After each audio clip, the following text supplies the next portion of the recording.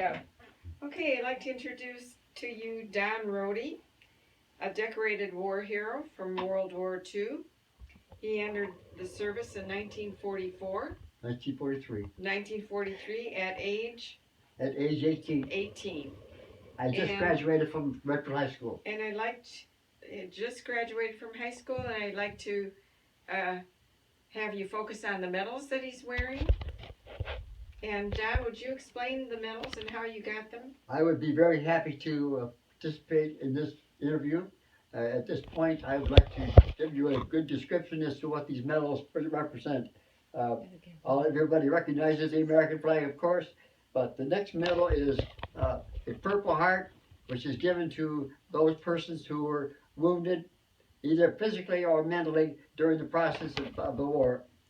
Secondly, we had a decoration called the DFC, or Distinguished Flying Cross, and this was given to me by President Roosevelt at the Battle of the Marianas Turkey Shoot. And this is the Bronze Star, and that was given to me by President Roosevelt in 1944, right after the Battle of the Turkey Shoot took place, and he invited me to his cruiser to, along with 80 other pilots and gunners, to receive the presentation of the medals. This is the Bronze Star, of course, as I explained. And I'm happy to be able to wear them to anyone who's interested in knowing about what these medals represent. I'm very happy to explain that. Okay, and where were you assigned, Don? Where were you During the assigned? battle of the Marianas Islands? No, what ship were you assigned to? During the period of when I was at Pearl Harbor in 1944, early part of 1944, I was assigned to the USS Ben Franklin. It was a CV, or a carrier vessel, and its identification number was 13. All carriers had, or vessel carriers had, an identification number. And what was your role in the war? My role in the war was to participate as uh, a pilot's assist with my machine gun, which was a twin 50 caliber, and also to operate the radio for communication purposes with other planes and vessels. So you were a gunner, and would you explain what kind of service you provided by being a gunner aboard the TBF 5A. 5A? Yes. Uh, Torpedo bomber fighter. the plane that we were assigned to was a TBF 5A, and those initials signify torpedo bomber fighter, because we participated in not only dropping torpedoes on enemy vessels, but also we had to drop a bomb on occasion when it was necessary, or we had to use our machine guns to ward off enemy planes. Okay, so when you were going to use your torpedo, explain the height where you were at and how you When we approached the enemy initially, we were at 14,000 feet. This was our flying altitude, and when we came within 5 miles of the enemy that we were after, we would come down from 14,000 feet, and when we arrived at the water's edge, we were about 40 feet above the edge of the water, and we at that time we secured the torpedo with this detonator and let the torpedo drop the torpedo. But first of all, we had to open the torpedo hatches.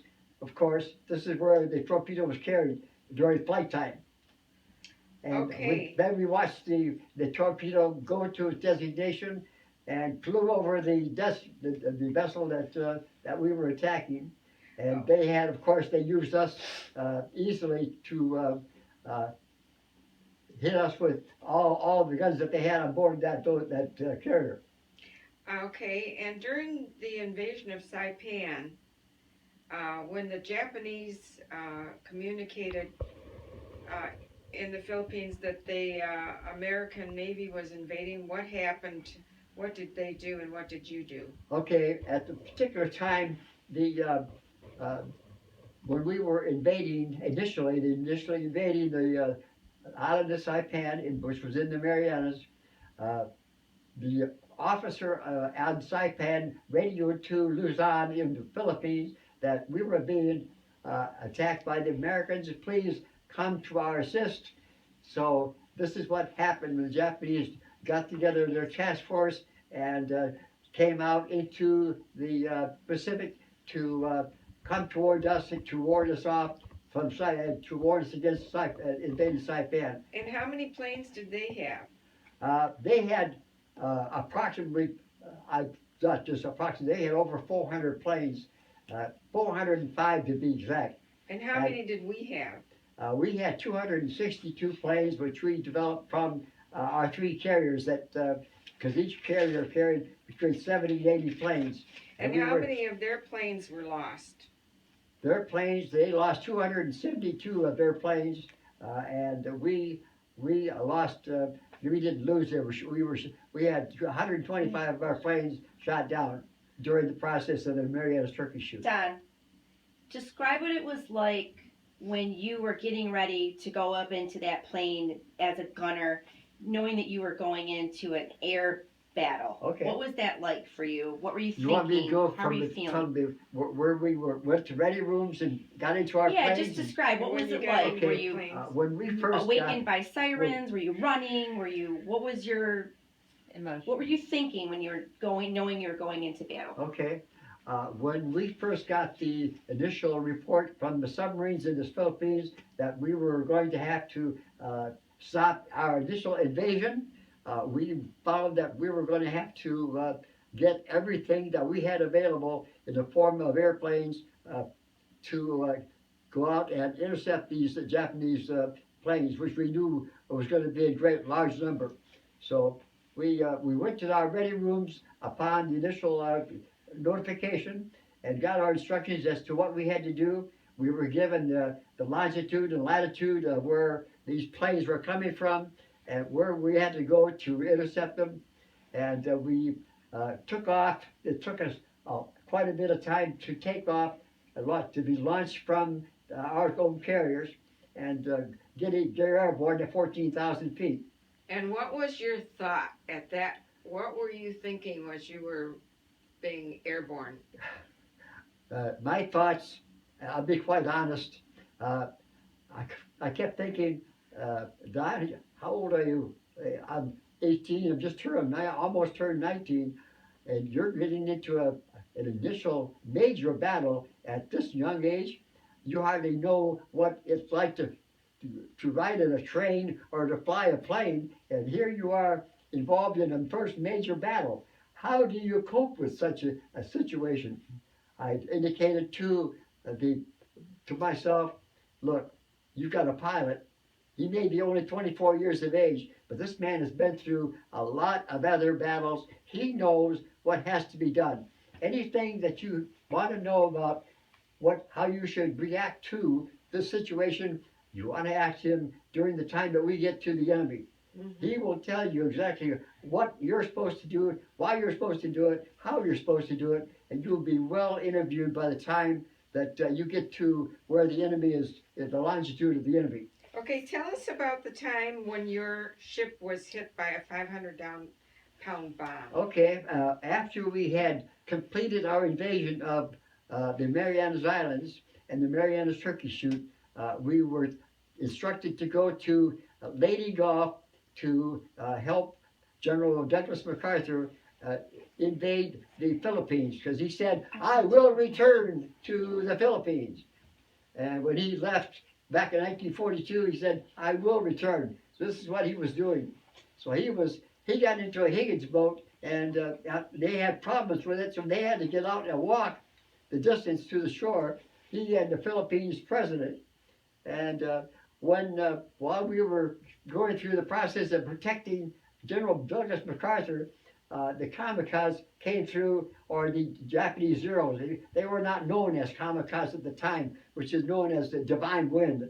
That's the Japanese interpretation for their planes. But these were Zeros.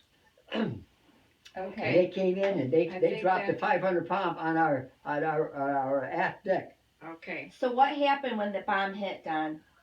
The bomb hit, it caused a great deal of damage as far as our carrier is concerned, and we had to leave that particular area and let the other carriers take over where we had left So off. did your carrier sink?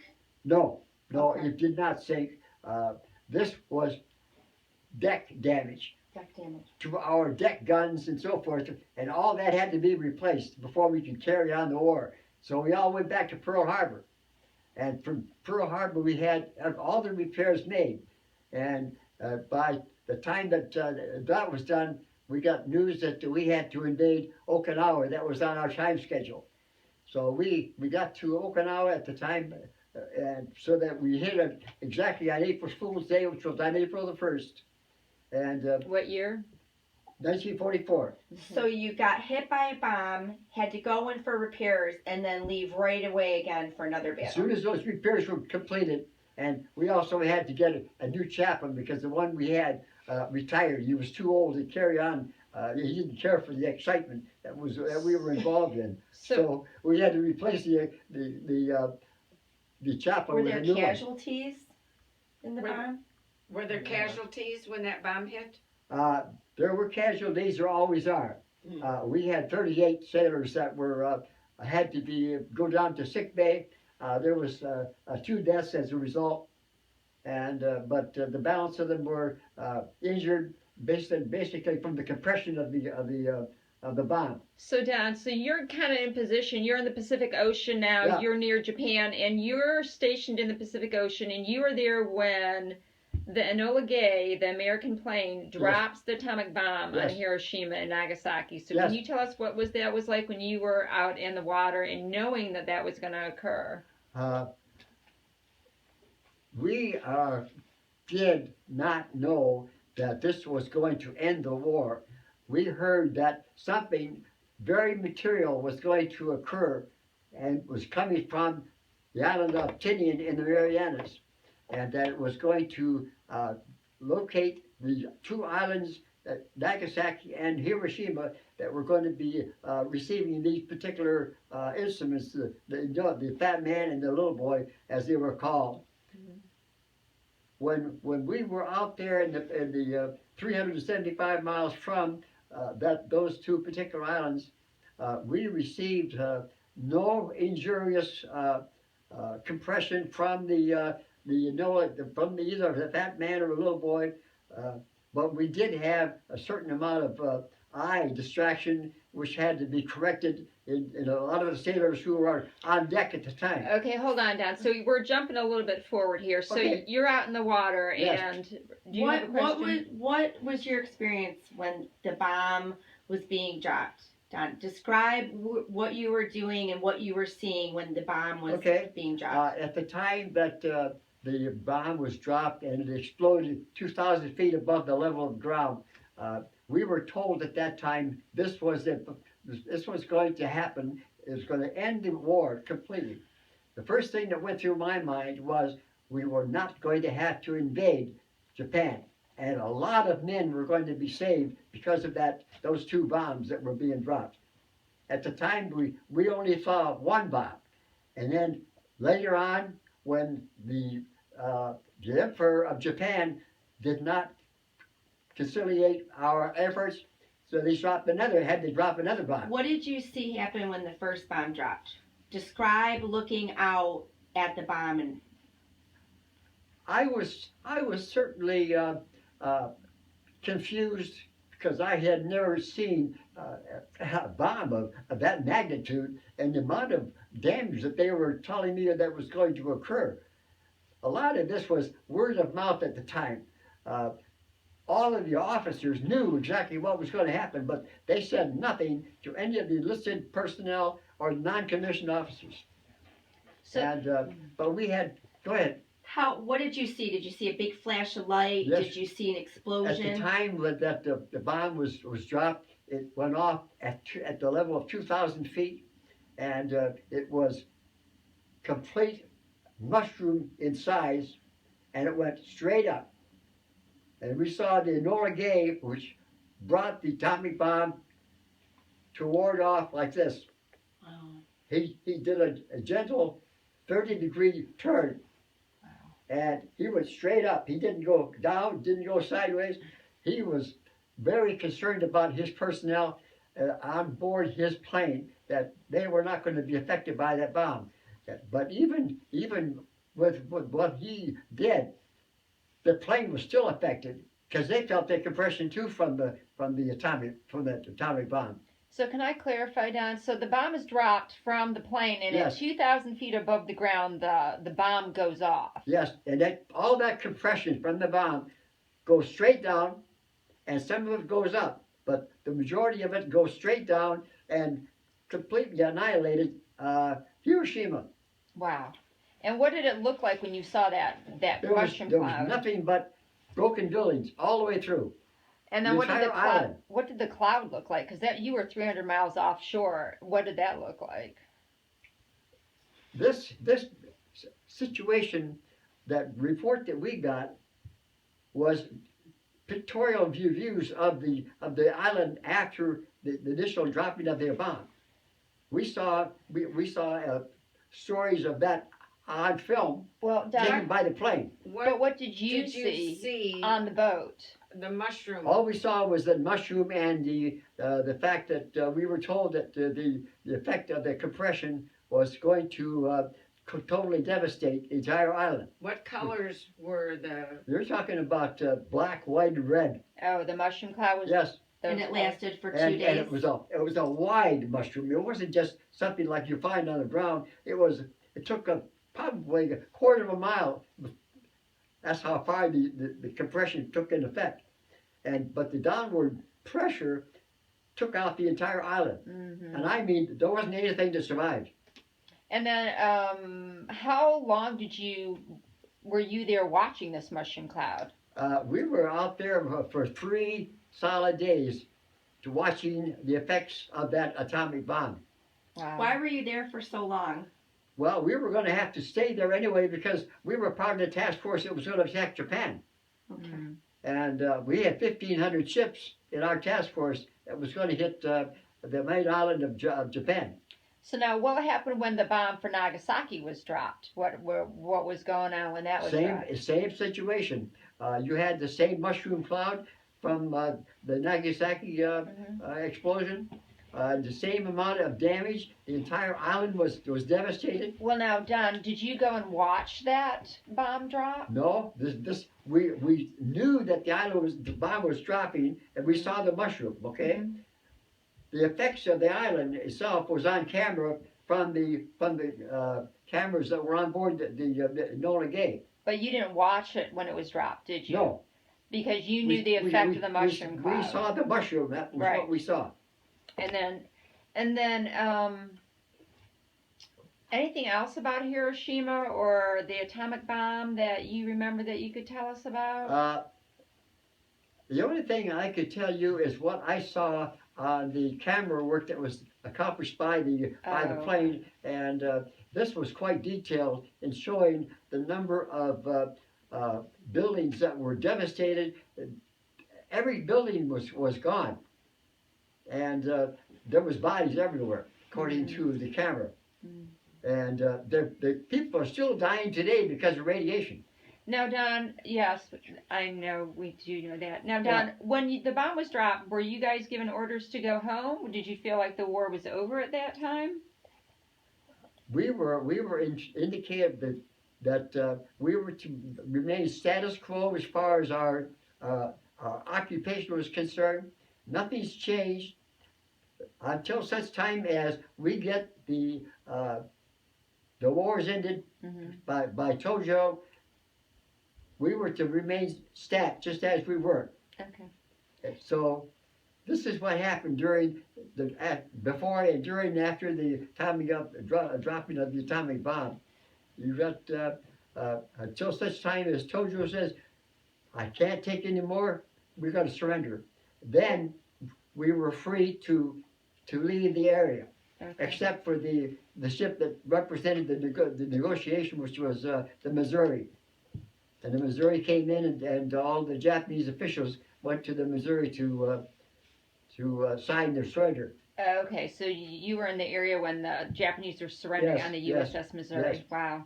And now, Don, I know you had a lot of injuries. Can you describe your injuries or what happened to you as far as your war These injuries? injuries that I sustained were given to me, for lack of a better application of words, when we were using our initial weapons of defense, our machine guns, against the Japanese during the Mariana turkey shoot. We had protection from the sides of our plane, seal protection, but nothing from where the canopy was at. And this is where they hit me, was when they flew over us and machine gunned us from the top. And the 30 caliber machine guns, I must have had 4 or 5 come into my canopy and hit me in the arm and in the left and right leg. And I still got scars from that because they never did sew them up. And went down to the sick bay. But I must have lost considerable blood during that process of being hit by those Japanese bullets. And then you were in sick bay, and then as soon as you were well, they sent you back into the war? Yes. Okay. Well, this has been really a pleasure and super interesting, and we loved hearing everything and anything you have, and I know you have a lot more to tell, but we appreciate your interview. Is there anything else? Any other last minute thoughts you want to share?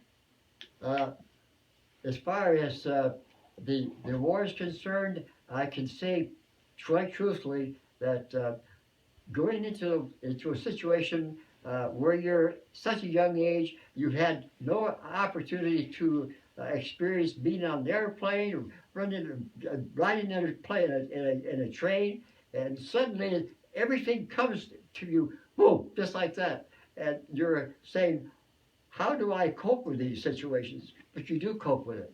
I have You two live questions. to cope with it. Yeah. I have 2 questions. Sure. Dad, what was it like when you were a gunner and you were aiming at the enemy planes and shooting them and maybe taking them down? What was that like to be at your end defending?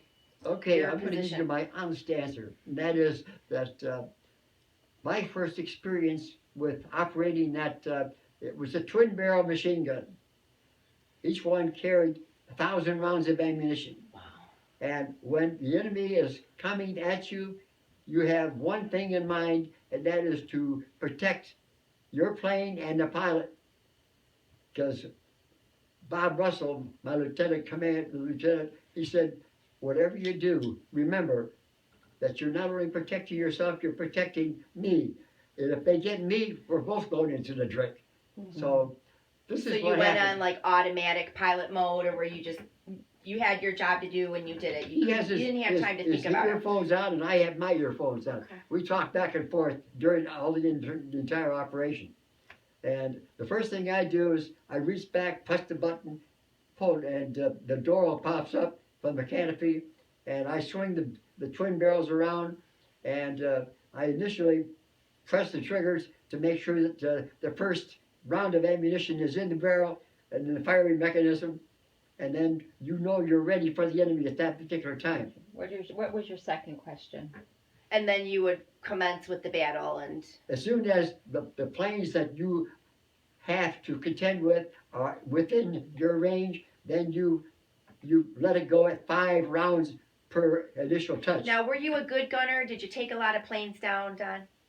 I do remember quite clearly that there was 5 zeros that we did put into the drink. This was done during the Mariana's turkey shoot.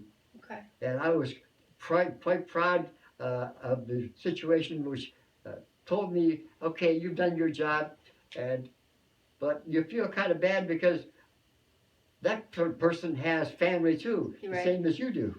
Okay, hold on And one second. when I was talking to my Lieutenant Russell about that situation. He said, Don, please remember that you have one thing in common, and that is your own protection. And that's exactly what the Japanese are doing. They're protecting their end of the bargain.